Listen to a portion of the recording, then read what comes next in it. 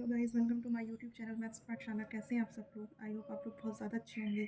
एक बार फिर मैं आ गई हूँ आपके लिए क्लास 6 की एक्सरसाइज 1 के साथ, जिसका नाम है हमारी संख्याएं। इसकी एक्सरसाइज फर्स्ट भी मैं आपके लिए लेकर आई हूँ। तो चलिए हम अपनी एक्सरसाइज शुरू करते हैं बिना टाइम वेस्ट किए। देखिए, इसमें हमारा क्वेश्चन ये है कि सही विकल्प चुनकर रिक्त स्थान की पूर्ति करनी है। यानी कि हमें ये जो फिल इन द ब्लैंक्स है, ये वाला ब्लैंक इसको फिल करना है और हमारे ऑप्शंस ये दे रखे हैं। ठीक है, तो हमें ये देखना है कि ये इसका और इससे क्या संबंध है। हम दोनों जो रिलेशन इनमें होगा वही रिलेशन इनमें होगा, बस ये हमें ध्यान देना है। ठीक है ना? तो देखते हैं क्या करना है। यहाँ पर क्या लिखा हुआ है? 3 4 5 6 7। ये क्या है? सीक्वेंस चल रहा है बिल्कुल नंबर्स का, प्राकृतिक संख्याओं का। ठीक है, प्राकृतिक संख्याएं और लगातार हैं। 3 के बाद 4, 4 के बाद 5, 5 के बाद 6, 6 के बाद 7। इसका मतलब ये है कि हमारा नीचे भी यही नियम लागू होगा। यही चीज़ हम नीचे भी देखेंगे कि क्या चल रहा है। देखिए, 23, 23 के बाद 24, 24 के बाद 25, तो 25 के बाद क्या आता है? 26, और उसके बाद देखिए 27 आ गया। इसका मतलब हमारा ऑप्शन सी करेक्ट है। हमारा आंसर हो जाएगा 26, और फिर हम इसमें लिख देंगे 26।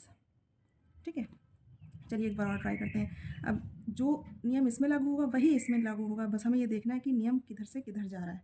हमें इस चीज़ का ध्यान रखना है कि हम घटते हुए क्रम में लिखा हुआ है या बढ़ते हुए क्रम में लिखा हुआ है, लेकिन नियम वही रहेगा। ठीक है, तो अब देखिए इसमें क्या दे रखा है? 8 7 6 5 4, यानी कि इसमें अवरोही क्रम दे रखा है। ठीक है, अभी इसमें क्या था? आरोही क्रम था। 3 4 5 6 7, इसमें अवरोही क्रम है।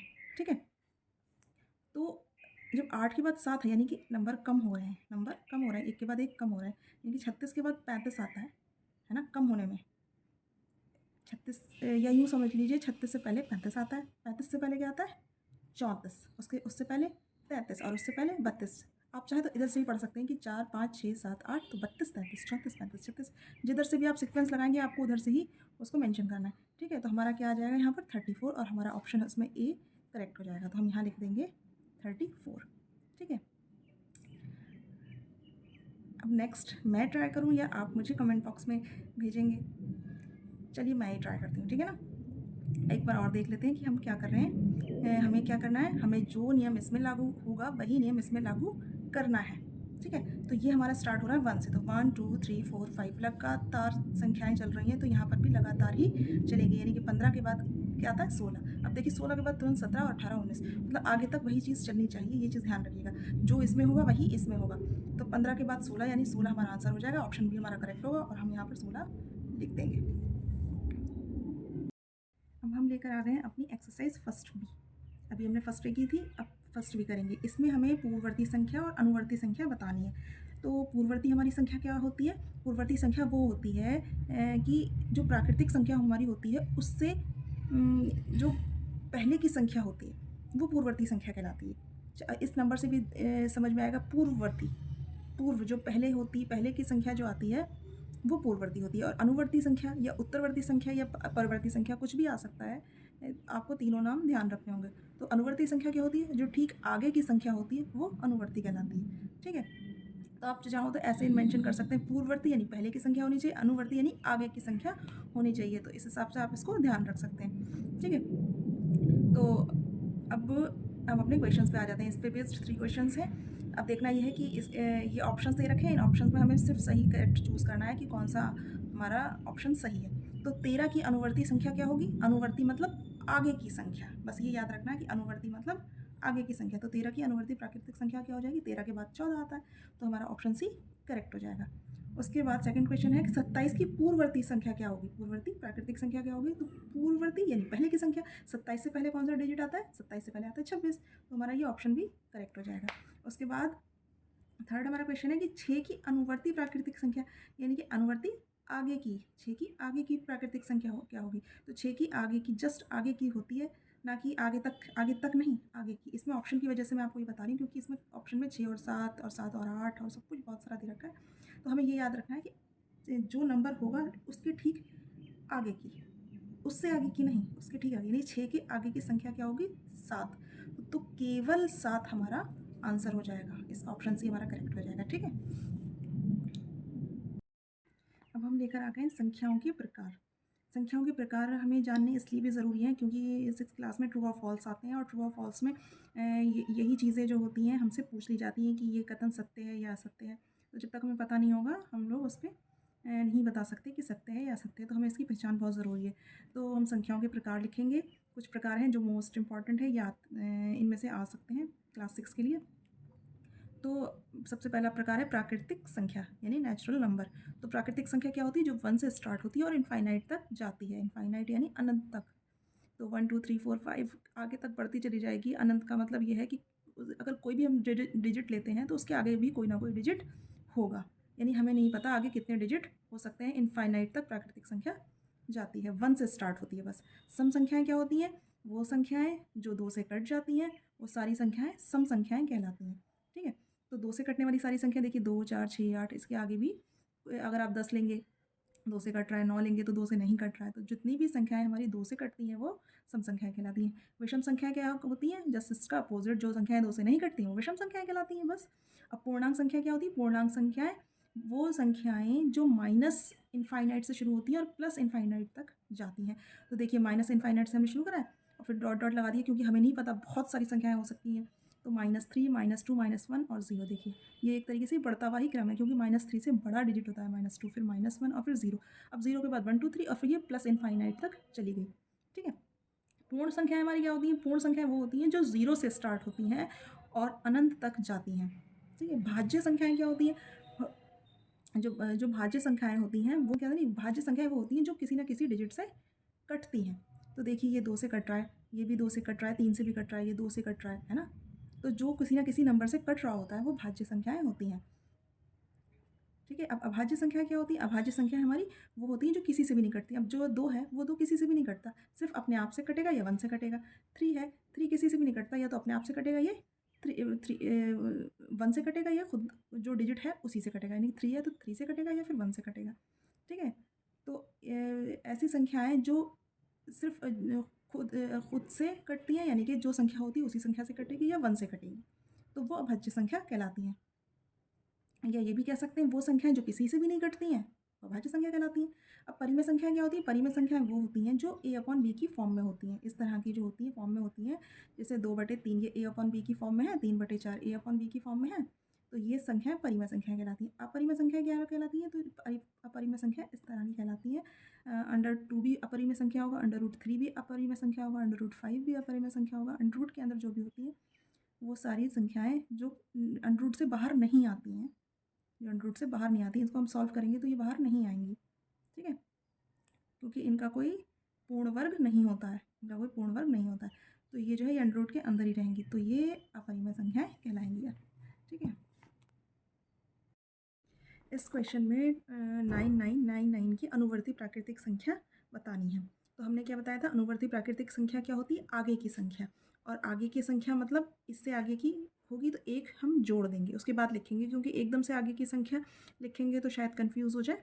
तो इससे आगे की संख्या लिखने के लिए हमें क्या करना होगा? इसमें एक जोड़ना होगा। तो हम सीधे लिखेंगे 9999 + 1 और उसके बाद इसे जोड़कर लिख देंगे 1 को। तो 9 और 1 10 का 0 हासिल 1, फिर 9 1 10 का 0 हासिल 1, फिर 9 1 10 का 0 हासिल 1 और फिर 9 1 10। तो जो 10,000 है ये हमारी इसकी अनुवर्ती प्राकृतिक संख्या हो जाएगी। ठीक है, अब इसमें ये दे रखा है इस क्वेश्चन में कि 1,0,0,0,0,1 की पूर्ववर्ती प्राकृतिक संख्या बतानी है। तो पूर्ववर्ती संख्या मतलब इससे पहले की प्राकृतिक संख्या। पूर्व मतलब पहले की संख्या, अनुवर्ती मतलब आगे की संख्या, बस इतना ध्यान रखना है। और जब पहले की संख्या हम निकालेंगे तो एक कम कर देंगे, यानी इसमें से हमें एक घटाना है। तो 1,0,0,0,0,1 में से एक घटाएंगे। तो जब एक घटाएंगे तो एक में से एक जाएगा, 0 बचेगा, और तो ये तो 0 है ही, 0 0 0 और 1। ठीक है, तो ये हमारी इसकी पूर्ववर्ती प्राकृतिक संख्या हो गई। आप चाहो तो कॉमा भी लगा सकते हैं, यहाँ पर एक कॉमा लगा देंगे और यहाँ पर एक कॉमा लगा देंगे। अब 4 अंकों की सबसे छोटी प्राकृतिक संख्या लिखनी है, इसकी पूर्ववर्ती प्राकृतिक संख्या भी बतानी है। तो पहले तो हमें पता होना चाहिए 4 अंकों की सबसे छोटी प्राकृतिक संख्या क्या होती है। तो हम लिखेंगे 4 अंकों की सबसे छोटी प्राकृतिक संख्या क्या होगी? 1000। सबसे छोटी हो गई ना ये, क्योंकि इससे बड़ी अगर क्या कहते हैं 4 अंकों की सबसे छोटी है तो 4 अंकों की सबसे बड़ी संख्या देखिए, ये क्वेश्चन नंबर 1 में दे रखी है, ये 4 अंकों की सबसे बड़ी संख्या और ये 4 अंकों की सबसे छोटी संख्या, ठीक है ना। अगर इससे एक कम करेंगे तो 3 अंकों में बदल जाएगा वो। तो अब इसमें क्या लिखा है, इसकी पूर्ववर्ती प्राकृतिक संख्या निकालनी है, यानी कि पूर्ववर्ती मतलब इससे पहले की संख्या निकालनी है। तो इसकी हम सीधे लिख देंगे पूर्ववर्ती संख्या, 14 यहाँ पर लिख दो, 1000 की पूर्ववर्ती प्राकृतिक संख्या क्या हो जाएगी? 1000 में से एक कम कर देंगे, और जैसे 1000 में से एक कम करेंगे तो क्या होगा, देखो 0 में से एक तो नहीं जा सकता, और फिर हम इधर से उठाते हैं तो यहाँ पर भी 0, यहाँ पर भी 0, यहाँ से नहीं उठा सकते हम, सीधे यहाँ से उठाएंगे, ठीक। अब ये बन गया 10, 10 में से एक जाएगा 9, यहाँ बचेगा 9 और यहाँ पर भी बचेगा 9, यानी ये आ गया 999। अब आप खुद देखिए कि जैसे ही एक कम करा ये 3 डिजिट में बदल गया, है ना।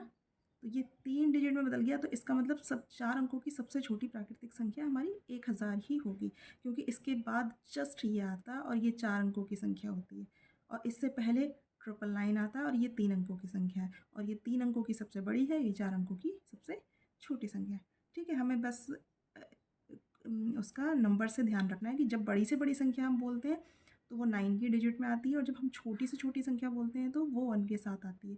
4 अंकों की कहते हैं तो 1 के बाद 3 0 लग जाएंगे, 5 अंकों की कहेंगे तो 1 के बाद 5 0 लग जाएंगे, और अगर इसमें 3 अंकों की कहेंगे तो 999 है, 4 अंकों की कहते हैं कहेंगे तो देखो 4 बार 9 आएगा, 4 अंकों की बड़ी से बड़ी संख्या। इस तरह से हमें ध्यान रखना है संख्याओं के बारे में, ठीक है। अब नेक्स्ट क्वेश्चन क्या है, 6 अंकों की बड़ी से बड़ी प्राकृतिक संख्या लिखकर उसकी अनुवर्ती प्राकृतिक संख्या बतानी है। सेम यही क्वेश्चन है, बस इसमें क्या था, 4 अंकों की सबसे छोटी थी, इसमें 6 अंकों की सबसे बड़ी है, इसमें पूर्ववर्ती पूछी थी, इसमें अनुवर्ती पूछी है। सेम क्वेश्चन है, बस थोड़ा सा फ़र्क है, तो हम वो ही फ़र्क लिखेंगे। तो सीधे लिखेंगे 6 अंकों की बड़ी से बड़ी संख्या क्या है, देखिए 6 डिजिट हो गए, 999999 है ना, 6 डिजिट हो गए, तो ये 6 अंकों की सबसे बड़ी संख्या है, ठीक है। अब इसकी अनुवर्ती संख्या निकालनी है, तो इसकी अनुवर्ती मतलब हम सीधे डिजिट ही लिख देते हैं कि अनुवर्ती प्राकृतिक संख्या, तो क्या हो जाएगी, हम इसमें से ये जो है अनुवर्ती है ना, आगे की एक जोड़ देंगे, अनुवर्ती में एक जोड़ते हैं और पूर्ववर्ती में एक कम करते हैं, बस हमें ये ध्यान रखना है, पूर्ववर्ती पहले की, अनुवर्ती आगे की। अब जैसे ही हम इसको जोड़ देंगे तो देखिए क्या होगा, 9 और 1 10 का 0 हासिल 1, 9 और 1 10 का 0 हासिल 1, 9 और 1 10 का 0 हासिल 1, 9 और 1 10 का 0 हासिल 1, 9 और 1 10 का 0 हासिल 1, और 9 और 1 10। देखिए ये 7 डिजिट में बदल गई, 1 2 3 4 5 6 7।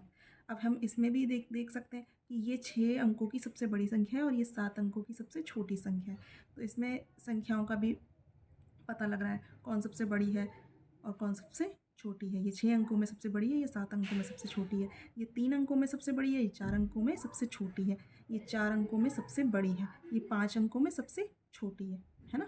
तो ये सब चीज़ें भी हमें रिमाइंड करते रहना है, ठीक है। अब नेक्स्ट क्वेश्चन क्या है, संख्या रेखा खींचिए और उस पर 9 तक की प्राकृतिक संख्याएं प्रदर्शित कीजिए। तो संख्या रेखा कैसे खींचेंगे, हम सीधे एक रेखा खींच लेंगे, ठीक, और यहाँ पर हमने दोनों तरफ एरो लगा दिया ताकि हमारी रेखा कहलाएगी, जब हम एरो लगा देते हैं वो रेखा बन जाती है, ठीक। उसके बाद 0 से स्टार्ट करेंगे, यहाँ पर हम ऐसा करते हैं, हम 0 से स्टार्ट करते हैं, कोई भी रेखा जब डिजिट लिखेंगे तो नंबर तो 0 से ही स्टार्ट होगा ना, तभी तो हमें पता होगा कि 1 की डिस्टेंस कितनी है, 2 की डिस्टेंस कितनी है ना, तो 0 से स्टार्ट करेंगे। फिर 9 तक की हमें प्राकृतिक संख्याएं लिख देनी है, तो 1 2 3 4 5 6 7 8 9, 1 2 3 4 5 6 7 8 और ये 9, तो इस पर हमने 9 तक की प्राकृतिक संख्याएं दिखा दी, ठीक है ना। चैप्टर फर्स्ट कंप्लीट हो चुका है। मिलती हूँ मैं आपसे नेक्स्ट चैप्टर में। मेरी वीडियो को लाइक करना और कमेंट करना और अपने दोस्तों के साथ वीडियो को शेयर करना, और मेरे चैनल को प्लीज़ प्लीज़ सब्सक्राइब करिएगा। मिलती हूँ मैं आपसे नेक्स्ट वीडियो में, तब तक के लिए keep watching, keep learning and keep smiling. Take care, bye bye.